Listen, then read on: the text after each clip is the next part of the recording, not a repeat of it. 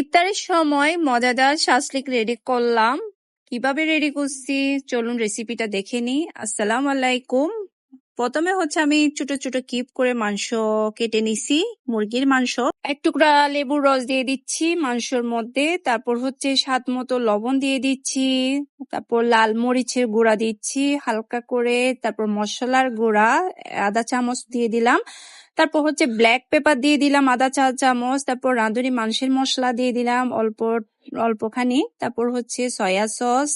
তারপর ব্লেন্ড করা আদা রসুন। তারপর টমেটো সস, 1 চামচ বেকিং পাউডার দিয়ে ভালো করে মেখে ম্যারিনেট করে ফ্রিজে নরমালে রেখে দিতে হবে। তারপর এদিকে আমি পেঁয়াজ, তারপর গাজর, ক্যাপসিকাম কিউট করে কেটে নিছি। তারপর আমি এখানে কয়েকটা স্টিক নিয়ে নিছি ভালো করে ধুয়ে। এখানে আমি প্রথমত মাংস ঢুকাবো।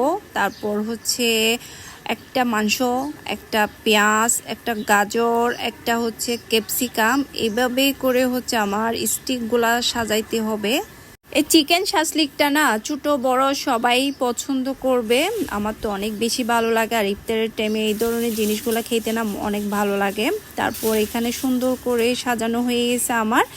এখন আমি একটা ফ্রাই প্যান নিয়ে নেব। ফ্রাই প্যানে অল্পখানি তেল দিয়ে এটা এক পিঠ ভালো করে হলে আরেক পিঠ উল্টা দিতে হবে। হয়ে গেছে আমার শাসলিক রেডি করা। এখন সবাই মিলে আমরা ইফতার করব।